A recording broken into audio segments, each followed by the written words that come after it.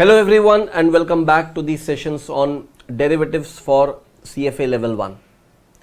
Now in this class, within the main heading options valuation, we are focusing on a typical area that is termed as upper and lower bounds of options.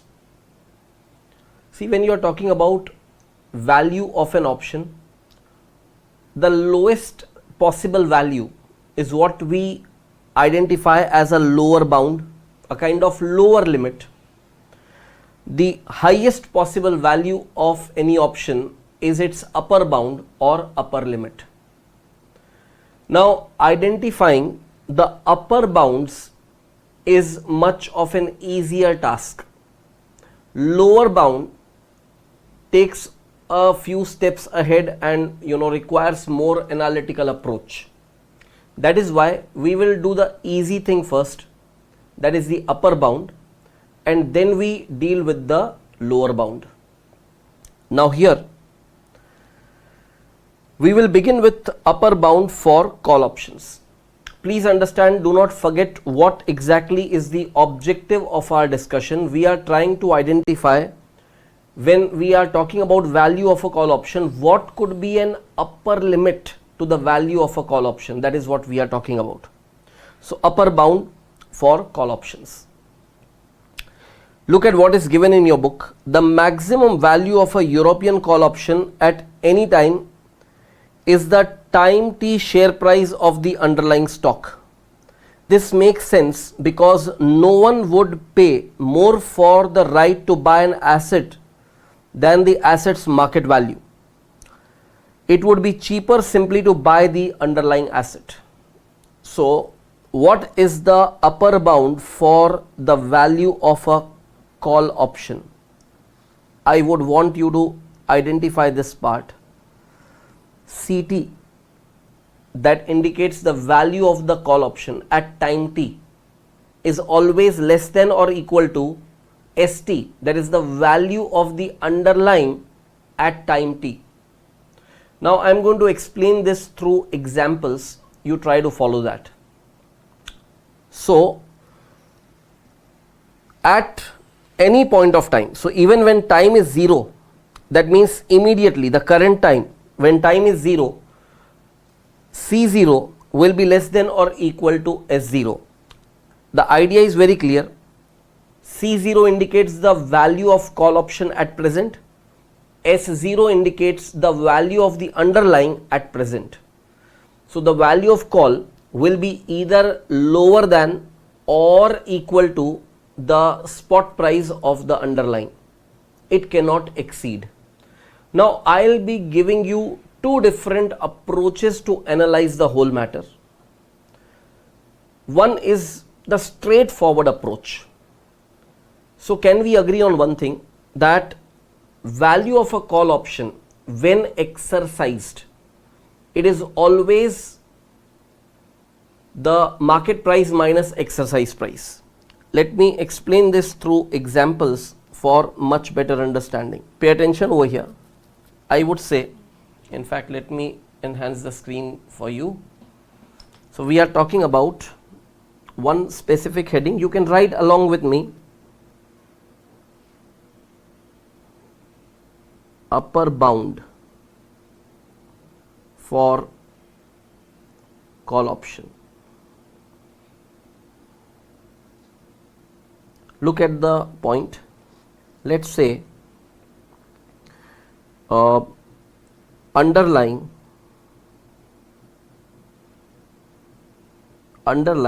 is the share of X Limited, and share of X Limited, the current market price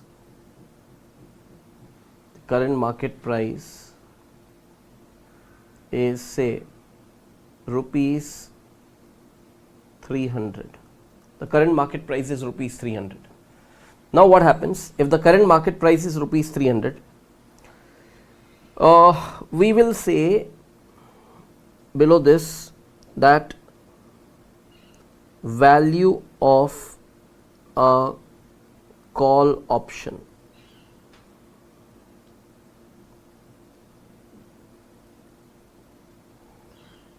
That is, when exercised, it is always MP minus EP. Value of call option when exercised is always MP minus EP. Now the market price of the share is given to you as 300. The market price of the share is given to you as 300. Now use your simple common sense and understand, if the market price is 300 and we want to find the value of call option, we want to find the value of call option when exercised. So what can be the lowest exercise price? Because if I want to maximize the value of MP minus EP, where MP is a given value, correct? Market price is a given value. If I want to maximize MP minus EP, logically I must minimize the EP. For any given MP, for any given market price, I should minimize the exercise price. Logically, exercise price can never be less than 0. Can we agree? Exercise price can never be less than 0. If exercise price cannot be less than 0, lowest possible exercise price is 0. So I'll write here, lowest possible exercise price equals to 0. So how much is MP? MP is 300 minus 0. The value of call becomes 300. Now value of call cannot exceed this 300. Simple logic is, see, exercise price, if you assume exercise price is rupees 10, the value of the call will become 290. If you assume exercise price is rupees 20, value of the call will become 280. But logically, if the market price is 300, you will generally find the exercise price of the option, say, as rupees 280, 285, something like that. That time 300 minus 280, value of call will be just rupees 20. We are trying to say that if you want to find the upper bound, means the maximum possible value of a call option for a given market price, simply we will say that it cannot have a situation where exercise price is less than 0.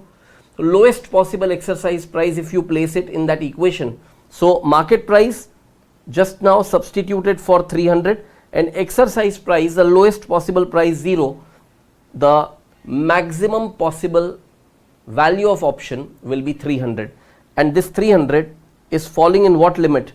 It is basically the current market price of the underlying, means the value of call can be either less than the value of the underlying, or it could be equal to the value of the underlying. It can never be greater than the value of the underlying. So please make sure that you have written this whole thing, and then I take you ahead. Alright friends, now this is the scenario, and I am just willing to put forward yet another line of logic. Yet another line of logic. See, we have discussed that in this example, what I have placed over here, the maximum value of the call option will be rupees 300. It cannot exceed, and it is logically understood that it cannot exceed. There cannot be argument against it. But why not to have another line of logic where it can just add more to your concept building? And I want you to focus on this. Let's say the call option is not to be exercised immediately. It's a European call. So I'll add more data to this. Okay, I'll add more data to this. The market price of the share is 300. Market price of the share is 300. The exercise price is 280. Exercise price is 280. So when you exercise it today, the value of option will be just 20 MP minus EP. But right now we are talking about a European call option where the time to expiry is still 3 months. That means it will take 3 months time for the settlement to happen. So let me do one thing, let me write up that data so that things are much more clearer. Just let us add more data and go step by step. You can write along with me. 1 minute. Yeah, you can write along with me.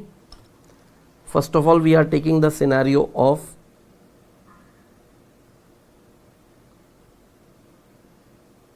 European call option. Say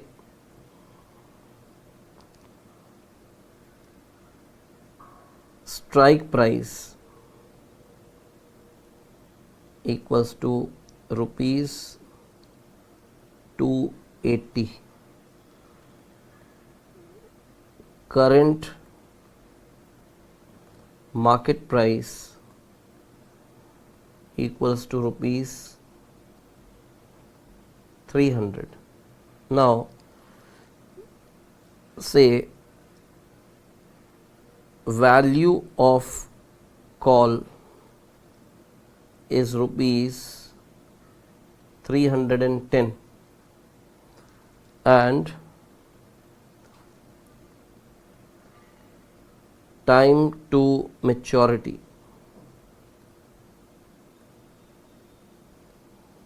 is 3 months.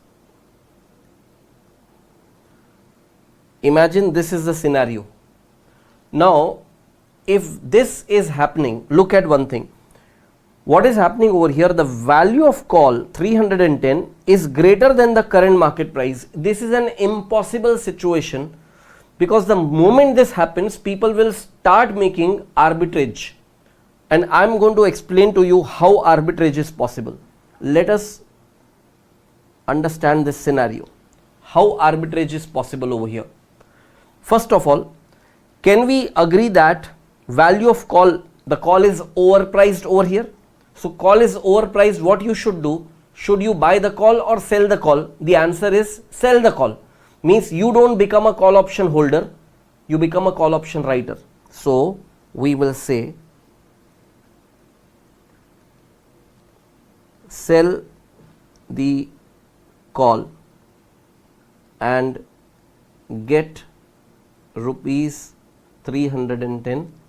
Second thing what you do is buy the share and pay rupees 300. Net cash flow will be rupees 10. First, make sure that you have written this much. Now that we know that the strike price is 280, means you have the right to buy the share at 280. So it's a beneficial thing what it is appearing right now, correct? You have the right to buy the share at 280. Current market price is 300. So right now, if you find the intrinsic value of the option right now, where 3 months are still left for its maturity, market price minus exercise price is just rupees 20. No one will pay 310 for this option. But suppose theoretically the call option premium, that is a call option price, is rupees 310 quoted in the market. That is value of the call quoted in the market as 310. In that case, we will sell the call, not buy the call. We will sell the call, get 310 and buy the share and pay. Oh, I wrote only P, huh? Buy the share and pay.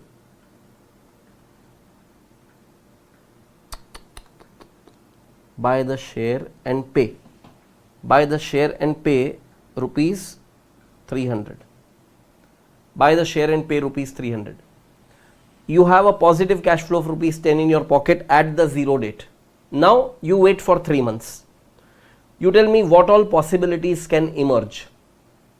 So you are the writer of the call option over here. You are not holding the call option. You are the writer of the option. So what all possibilities can happen? The strike price is 280. After 3 months, the market price of the share can be less than 280, equal to 280 or greater than 280. Correct? If the strike price is 280 and the market price is less than 280, after 3 months, if the market price of the share drops to say lower, say it is lower than 280 or even equal to 280, in both the cases the call option will not be exercised, because the condition of exercising call option is what? Condition of exercising the call option is what? That the market price should be greater than the strike price. Correct? Market price should be greater than the strike price. Now over here the strike price of the option is what? Strike price of the option is 280. Now if the market price is less than or equal to 280, the counterparty who is the option holder, the call option holder, that person will not exercise the option and let the option lapse. If the option is lapsed, you don't have to do anything. You already sold the call and with that money you bought the share. So actually speaking, total benefit to you, that 10 rupees came into your pocket already at the inception. On top of that, the share that you have, you can retain that share with you. From your pocket you did not pay a single penny. Another scenario, that the market price of the share goes to 350. That means now the call option becomes exercisable. So the counterparty who has purchased the call option from you is finding that market price is 350, strike price is only 280. That person says, okay, I want to buy the share for 280 because I have the right to buy the share at 280. No problem. You sell the share at 280. You already have that share, don't forget. You have already bought the share and you are holding that share. You sell that share at 280. Actually, you did not pay anything for this from your pocket. You did not pay a penny from your pocket. The money that you have utilized was from sale of that option, right? So 300 was the outflow but not your cost. Your net cash flow positive means you got the share and on top of that you got 10 rupees. Don't forget that.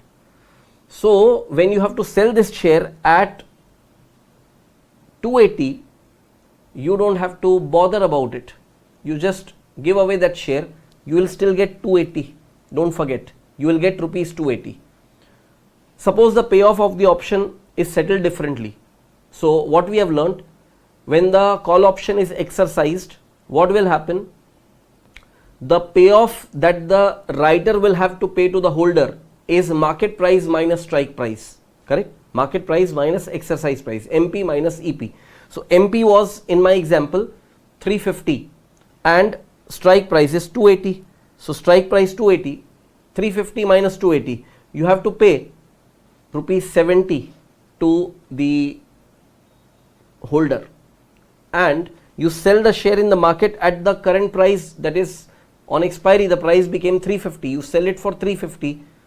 So you get 350 on sale of the share and you pay out rupees 70 for settlement of your option. The net cash inflow with you is still how much? 280, and the share you bought for zero cost, right? You are still at an advantage. This is risk-free profitability, 100% guaranteed profit. So the point is, you are the writer of call option. Worst case scenario, what will happen? Worst case scenario, what will happen? The value of the share can go to any price, right? It can go to any limit. Don't worry, you will still get rupees 280 in your hand. So 280 you will get, that is the strike price, plus this 10 rupees, total cash inflow in your pocket is 290. You won't get a loss ever in this scenario. You never will face a loss. It's a guaranteed profit scenario. And when I say guaranteed profit scenario, you will be calling this as an arbitrage possibility. Because there is an arbitrage possibility at this price of the value of call, we can say it is impossible, because everyone will try to arbitrage. This is yet another logic to support the point. And why this logic is little better and more refined, because when we discuss the earlier thing which was easier to interpret, MP minus EP, you can say when the call option is to be settled, because when exercised then it's, notice one thing what I have written over here, when exercised. But what if there is some time left, right? In this example we have written in detail, time to maturity is 3 months. So right now this is the scenario, but you cannot exercise it now. Time to exercise is 3 months. So you will have to wait. Point is, no matter what happens, the value of call cannot exceed the value of the share, because if that happens, this kind of arbitrage will happen and there will be a guaranteed profit scenario. So please make sure that you have written this whole thing and you are clear with this matter. And once you are clear with this, we'll move ahead and deal with put options. Alright friends, once you are clear with this, let us move ahead and deal with the next part. So now we take a case of European put option. So we are talking about, first of all, upper bound for put options. This is basically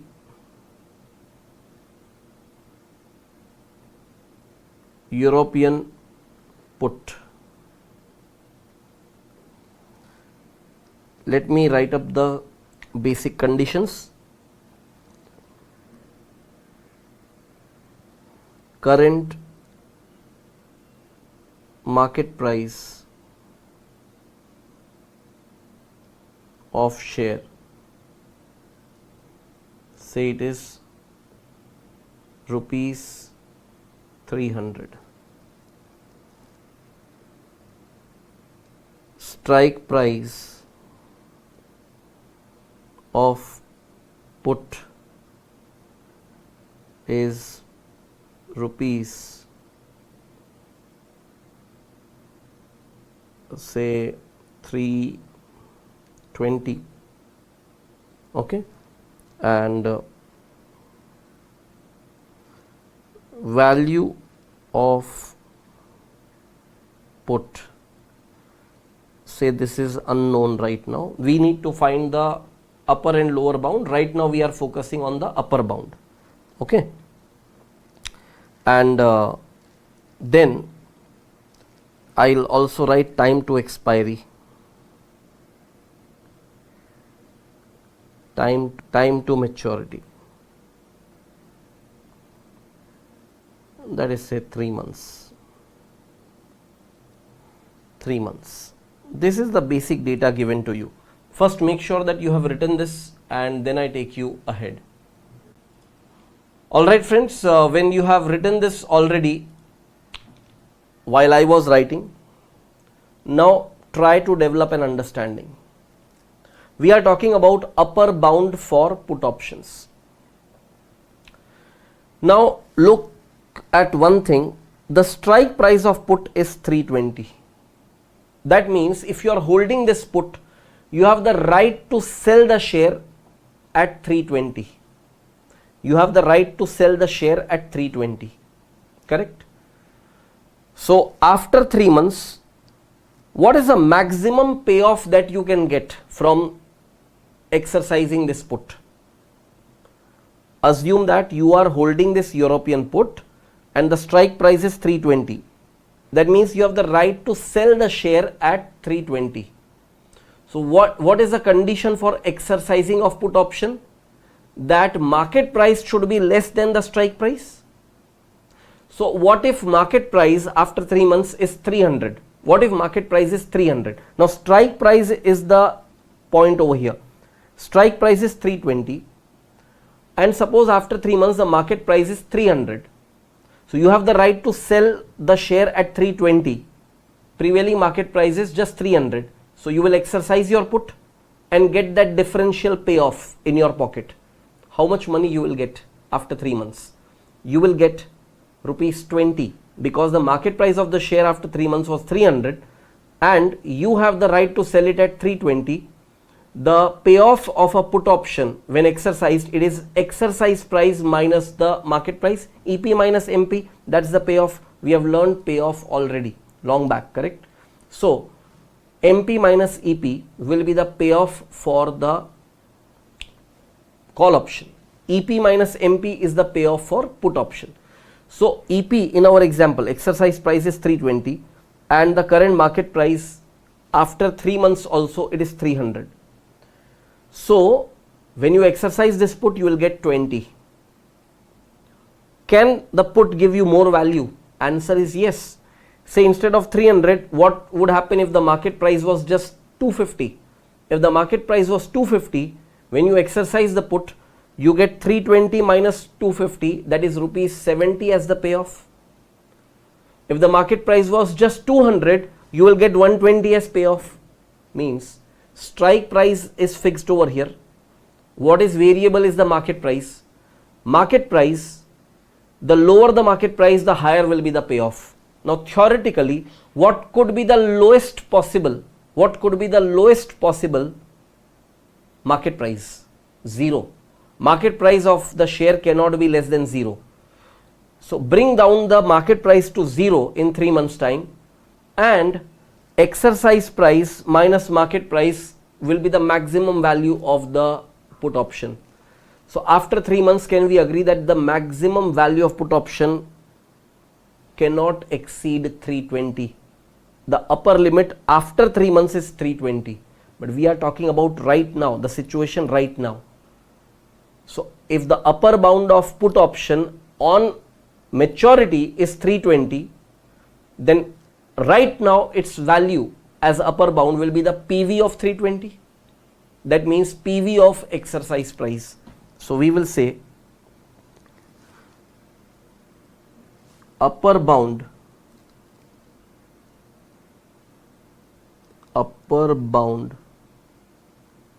of put equals to present value of exercise price.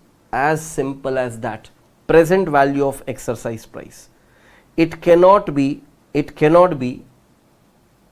greater than this because it is an upper bound. Now to find the to compute the present value of exercise price over here, I need to give you more information, correct? I give you the interest rate, you can discount that 320 to its present value and you can define what will be the upper bound of put. But theoretically, conceptually, the upper bound for a put option will always be PV of exercise price. So PV of exercise price becomes the upper bound provided the option is exercised. So you take PV of exercise price or 0, whichever is higher becomes the value of put option, and the maximum possible value will be the PV of exercise price. So I would want you to make sure that you have written this whole thing and then I take you ahead. Alright friends, now let us look into what is given in your book. We are talking about upper bounds for put options. Logically, the value of a put option cannot be more than its exercise price. This would be its exercise value if the underlying stock price goes to 0. However, because European puts cannot be exercised prior to expiration, their maximum value is the present value of the exercise price discounted at the risk-free rate. Even if the stock price goes to 0 and is expected to stay 0, the put buyer will not receive intrinsic value X until the expiration date. So at t equal to 0, the upper boundary condition that can be expressed for European put option is P0 less than or equal to x into 1 plus Rf raised to minus t. So basically 1 plus Rf raised to minus t becomes the present value factor.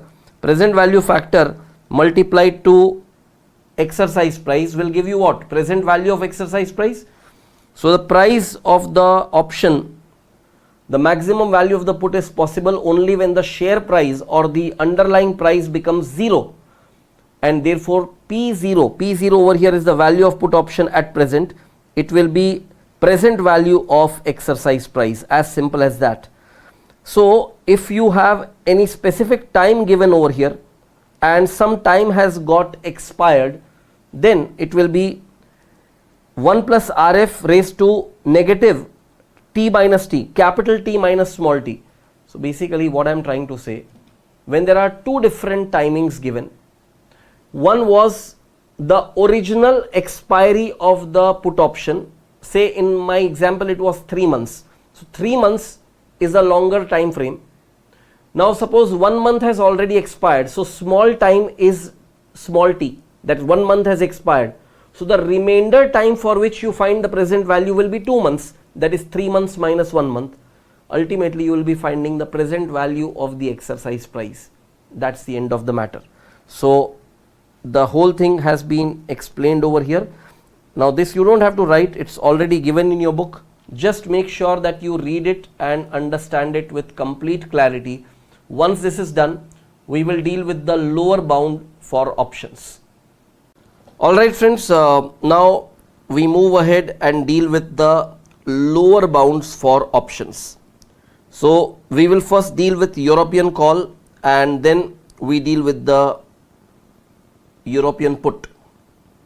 And we are now talking about lower bounds. Now if we first deal with the call, look at what will happen. Focus on this point. For a European call option, construct the following portfolio. Now please understand how do you construct this portfolio. A long at the money European call option with exercise price X and expiring at time T. First of all, it is an option which is at the money. When I say at the money, it precisely means the strike price and market price are same. So you have assumed the exercise price as X. That means that time S0, that is the current market price, was also equal to X. It is going to expire at time T. Long word over here indicates that you are buying a call option. So you are buying a call option. Then another long position you have taken means you are buying a discount bond, means a zero coupon bond, and price to yield risk-free rate that pays X. So basically present value of exercise price, you have invested in a risk-free bond and you have taken a short position in one share of the underlying where S0 is equal to X. There you have taken a short position. So first I want you to clearly understand what kind of portfolio have you constructed. Now what we do is we take up some examples for much clear understanding over here. So let us take some examples for a clear understanding over here. Let's assume that S0 equals to 300. So you buy a call option with exercise price equal to 300. So you are buying a call option. You are also buying a bond at PV of exercise price. In other words, if you want to interpret the meaning of this line, we will say PV of exercise price is invested at risk free rate. This is the meaning of that line. So this is your first action, this is your second action, and now what's your third action? Your third action is short sell one share at current price S0 equals to 300.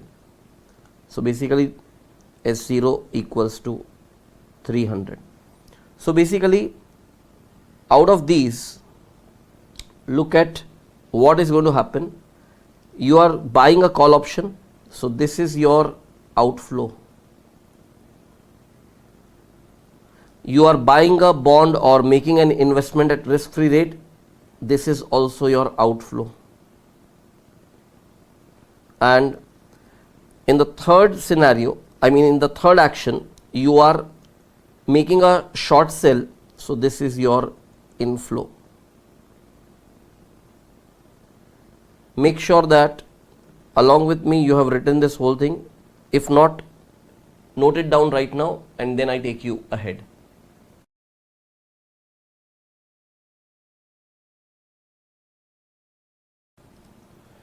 So I'm sure you have written this whole thing.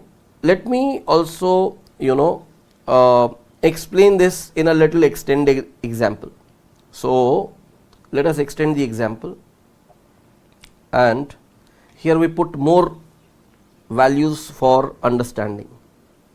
So assume that we have 1 year as time horizon. So this is 0 period, this is 1 year. Okay? 0 and 1 year. Now at this point S0 was 300. Okay, so what all you have done, the 3 actions that you have taken, I'll write that 3 action again over here. First was buy a call at exercise price equals to 300. Second, what you have done is invest PV of 300, invest PV of 300 in risk free investment so that its maturity value is 300. And third thing what you have done, short sell a share and get 300. This is your action. This is your action by far. Okay? This is your action by far. If this is your action by far,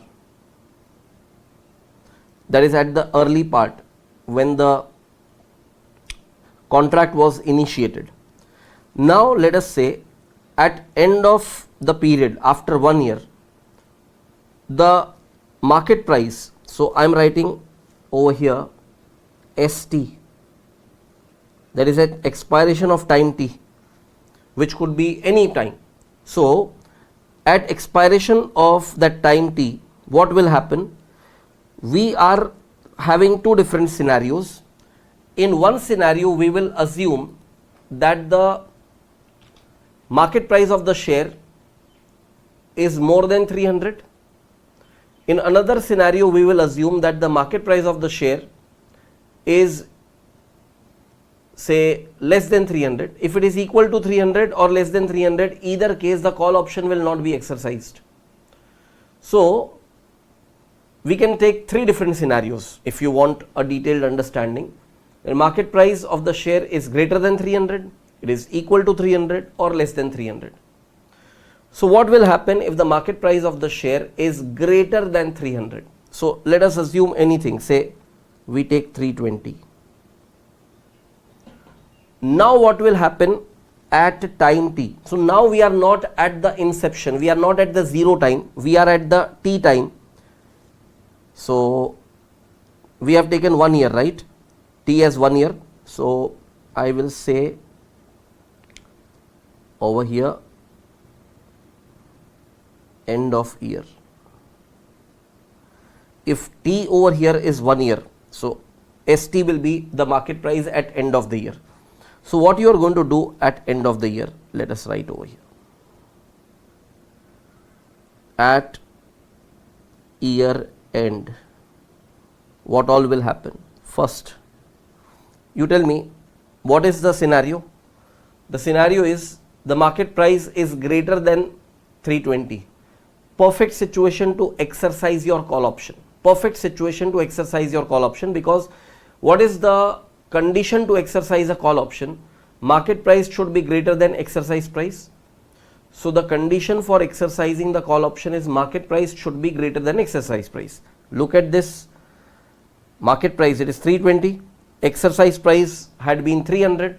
So definitely you are going to exercise your call option. So first action that you will take will be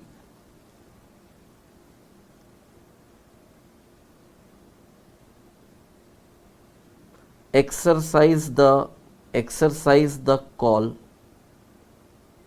and get MP minus EP, that is equal to 320 minus 300, that is equal to 20. Second thing, you have invested the PV of 300, correct? Look at this action.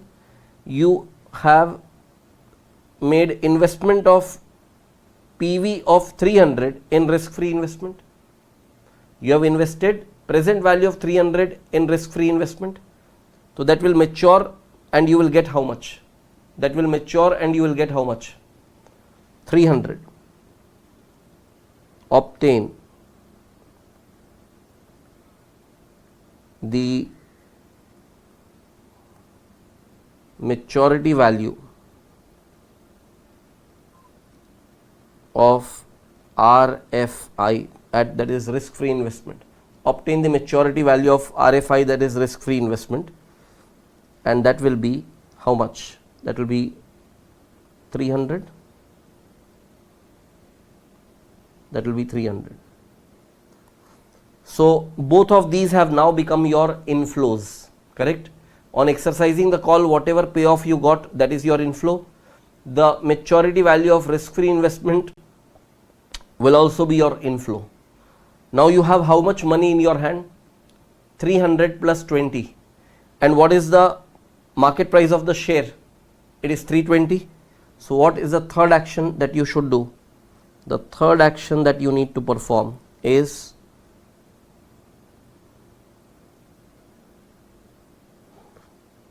buy the share at 320 and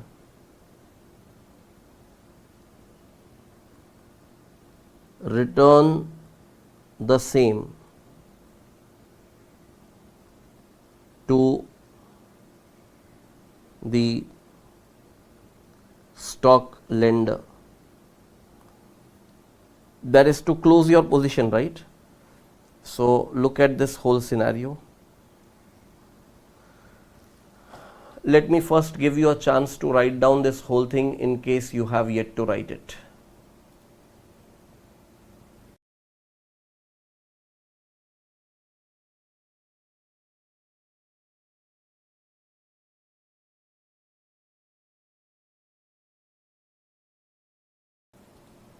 So finally, if we observe what will be the outcome, look at this whole thing.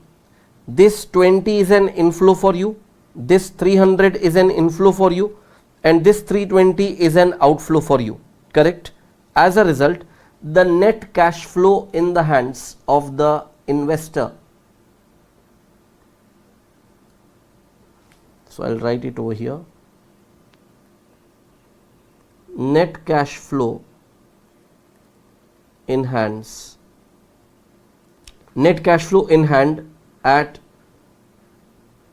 end of year equals to positive 20, positive 300 and negative 320. It becomes 0. So we have taken this scenario when it was the market price greater than the strike price. That is the scenario. Strike price was 300 and market price we have taken as 320. Market price we have taken as 320. So when the market price was greater than the exercise price, this is the scenario that your net cash flow is 0. Net cash flow is 0. Now what I want you to understand is one additional thing. In this scenario itself, if I say, what if the market price was exactly 300? That means even at the end of the year, the market price was 300. So what changes will happen? Will you exercise the call? You won't exercise the call, correct? If the market price was exactly 300, you won't exercise your call. If you do not exercise your call, you get nothing. The payoff will be 0. That means this 20 will be replaced by 0. But this 300 you are sure going to attain. This 300 you are surely going to attain in hand, right? You are going to obtain that rupees 300 at end of the period. Why? Because that is the risk-free investment in which you have made your money. You have parked your money at risk-free investment where the maturity value has to be 300. Obviously 300 you will be getting. That is why we call it RFI, risk-free investment. It won't change. 300 you are guaranteed to receive. So this becomes 0, this becomes 300. But in my assumption, I just said that the end of the year price is not 320, 300. So now you will buy the share at what price? 300 to give it back to the stock lender. So your inflow was 300 plus 0 and outflow was 300. Your net cash flow will still be 0. We are observing that the value of the portfolio is not falling below 0. If the share price goes beyond 300, it doesn't go less than 0. If the share price is exactly 300, still it doesn't go below 0. We have to now take one more scenario. What if the share price goes below 300? So let us take that scenario as well. So here I'll say, in this timeline,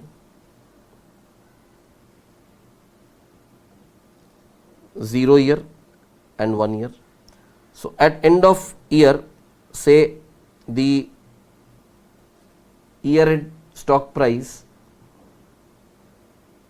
so I'll say what, S1 equals to 280.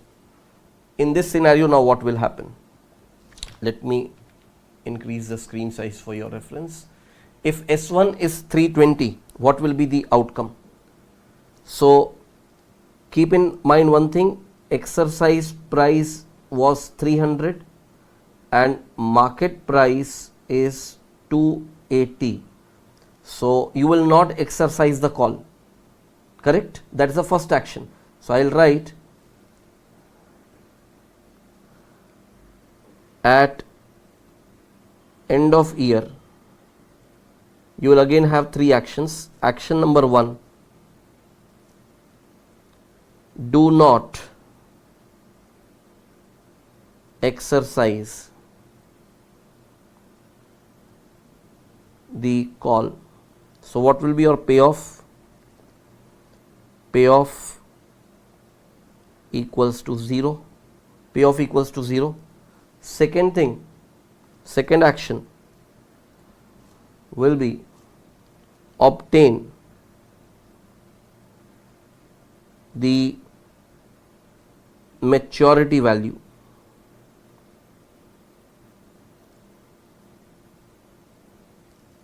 of RFI that equals to 300, and third and last action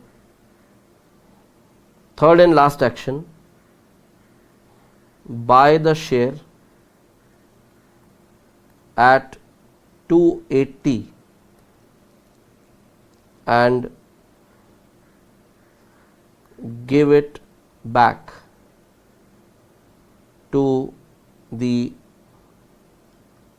stock lender. Give it back to the stock lender.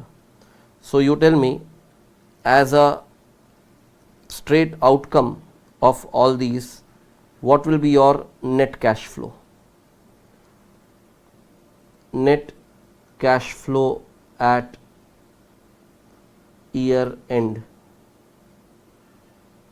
Net cash flow at year end will be 0 from the first action plus 300 from the second action. RFI was 300 and minus 280 from the third action. The net cash flow is positive 20. Net cash flow is positive 20. Net cash flow is positive 20. Take your time, write it up, and then I take you ahead.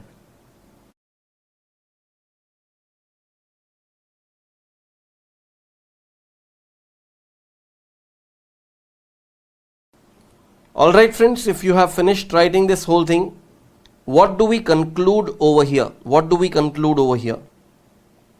We can simply conclude that the present scenario, we have observed one thing, that any market price you consider, 3 market prices we have taken: less than 300, equal to 300, greater than 300.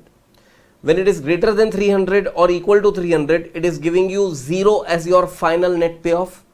When it is lower than 300, it is giving you a positive payoff, which is 300 minus 280. So that means your end of the period payoff will be either 0 or positive. Correct? Either 0 or positive. So what is the lowest possible value of a call option? So that will be the lower bound. So I am finally putting that conclusion over here. Don't forget one thing, that 20 what we got as positive payoff in the earlier working was the difference between exercise price minus market price. Correct? It was EP minus MP, because over there the exercise price was lower. Correct? Exercise price was lower, but that becomes a positive payoff in that portfolio. So we would say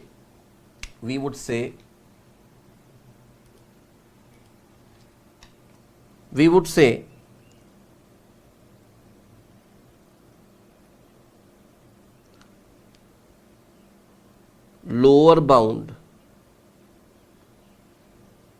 for call option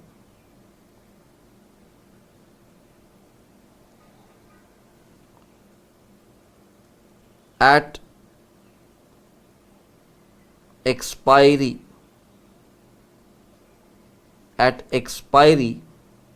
it will be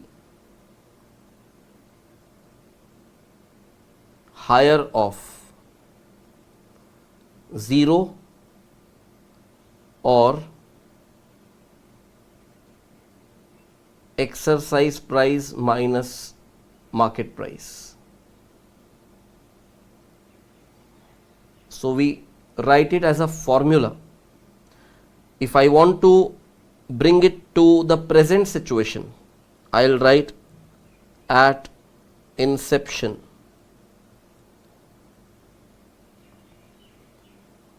At inception, because we have to take higher of the two, we will write max. Max of what two values? 0 and other one is EP minus MP. So it will be basically EP minus MP divided by 1 plus risk-free rate raised to T. We are taking the present value of this whole thing. So 0 or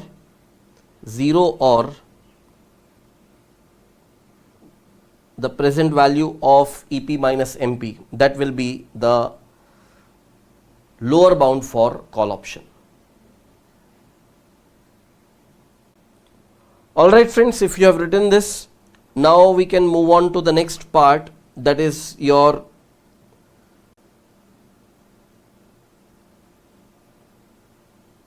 so in your book also, if you see, look at this, what is that they have concluded. We are talking about call, right? So in case of call, the final conclusion is written over here. The final conclusion is written over here. Max of 0 or S minus X into 1 plus RF raised to minus T. So basically it is the present value of exercise price. This is nothing but PV of exercise price, and that you have to subtract from S0. So S0 minus PV of exercise price, or 0, whichever is higher. So you are taking max of the two. Now we deal with the put now. So what strategy would you plan when it is a put option? So look at your strategy over here. You construct a portfolio at time 0, long at the money European put, means you buy a put. Then what you do? You short position at risk-free bond. That means you don't invest, you borrow at a risk-free rate. And what amount you borrow? The present value of exercise price.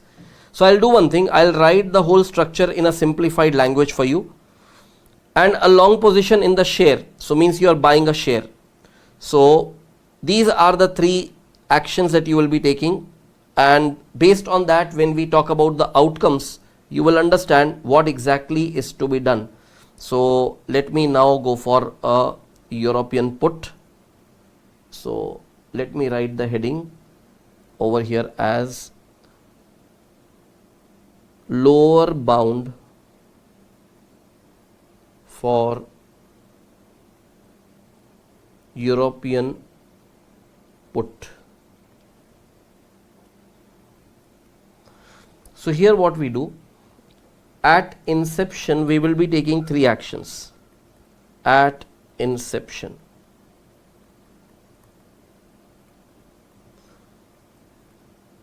three actions at inception.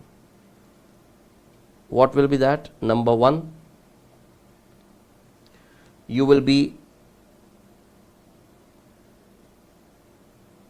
buying a put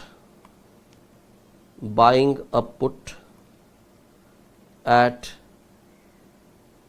exercise price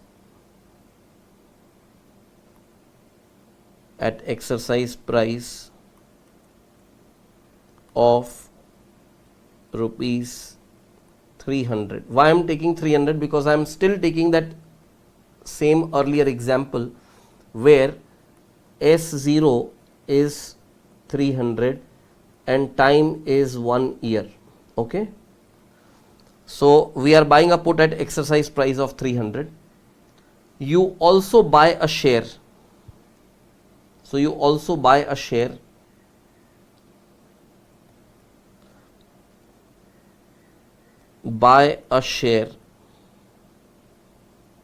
at rupees 300.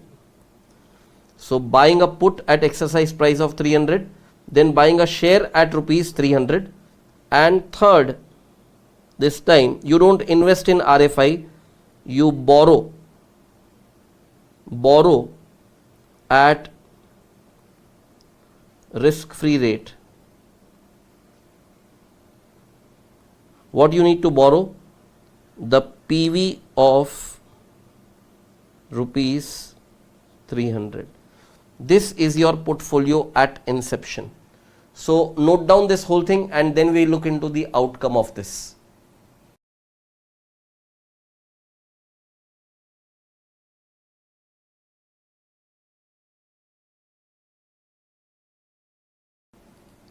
Once you write this, we have to now look into the three possible scenarios at year end. So I'll write over here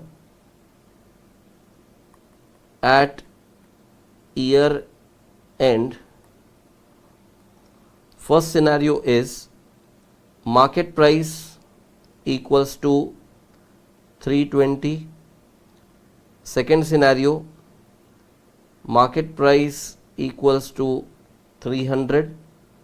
And third scenario, market price equals to 280.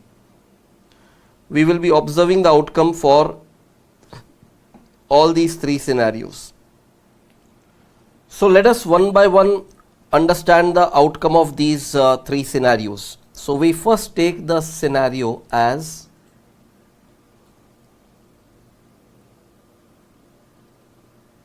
on expiry, that is after 1 year,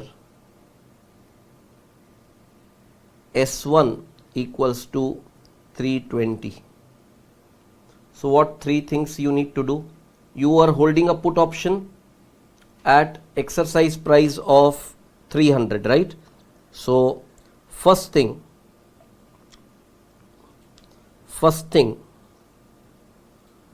do not exercise the put. So payoff will be 0. Second thing, sell the share at 320. And third, repay the borrowings, that is 300. This was with interest. Repay the borrowings with interest. So your net cash flow over here, will be what? Net cash flow will be 0 plus 320 minus 300, that is equal to positive 20. Your net cash flow is positive 20. So on expiry after 1 year, if S1 equals to 320, this will be the outcome. So you can note it down.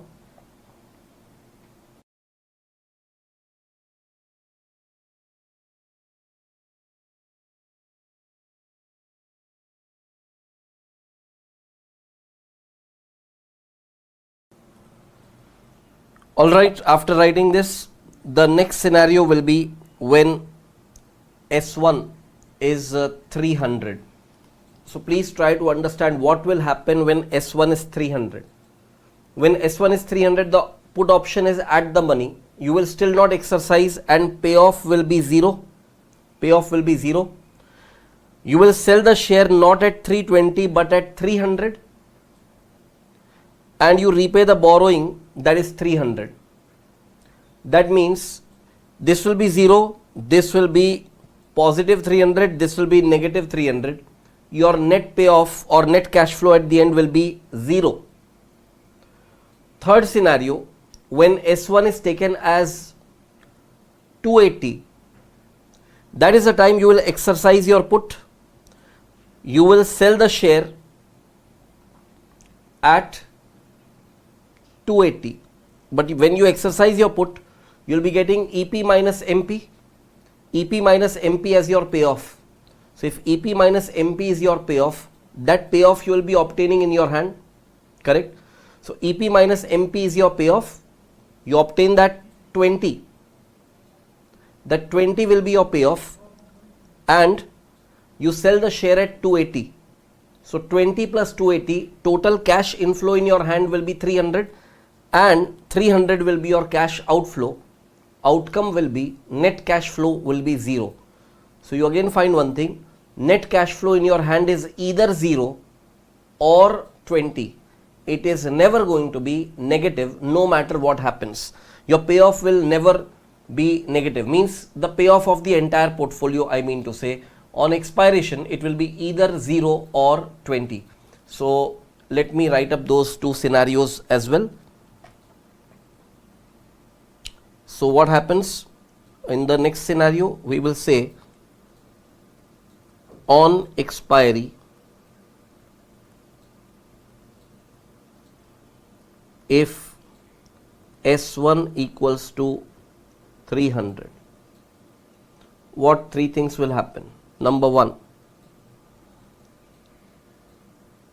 do not exercise the put. Do not exercise the put. Payoff equals to 0. Second, sell the share at 300. And third, repay borrowings, that is also 300. So what will be your net cash flow? Net cash flow will be 0 plus 300 minus 300, it will be 0. In the earlier scenario, we have seen that the net cash flow was positive 20, now it is 0. Now what will happen if the market price on expiry is 280, that means it is less than 300. Let us write up that scenario as well. So I will write the third and last heading, on expiration or on expiry if S1 equals to 280. This is a scenario where you are going to exercise your put. So first outcome, exercise the put and your payoff will be 300 minus 280, that is equal to 20. Second thing, sell the share at 280 because 280 is the market price. And third thing,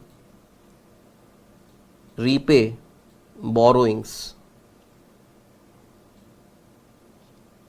that is equal to 300. So look at what is happening. This 20 will be your inflow, this 280 will be your inflow, and 300 will be your outflow.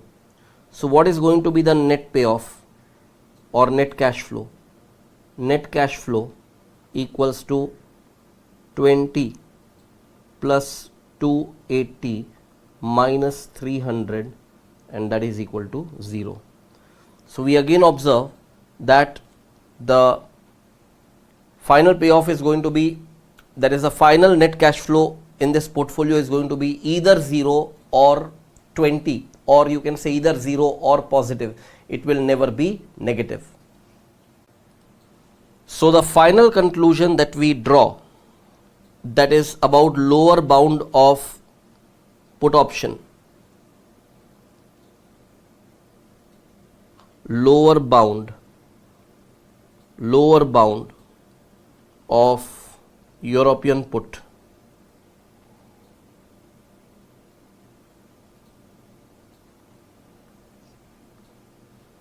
First we will write about on expiration. It will be max of what? 0, or it was in which scenario? Look at this. It was positive 20 when the market price was 320. So it was 0 or within brackets MP minus EP. So it is 0 or MP minus EP, max of that. So what you need to do? you need to see at present or at inception it will be max 0 or ST minus EP. EP is basically exercise price, which we have taken as X, divided by 1 plus RF raised to T. That is the present value of this difference. So it is 0 or this thing, the higher of the two. So this is the conclusion drawn for lower bound of European put. So please take note of this, and with that we will be putting an end to this discussion.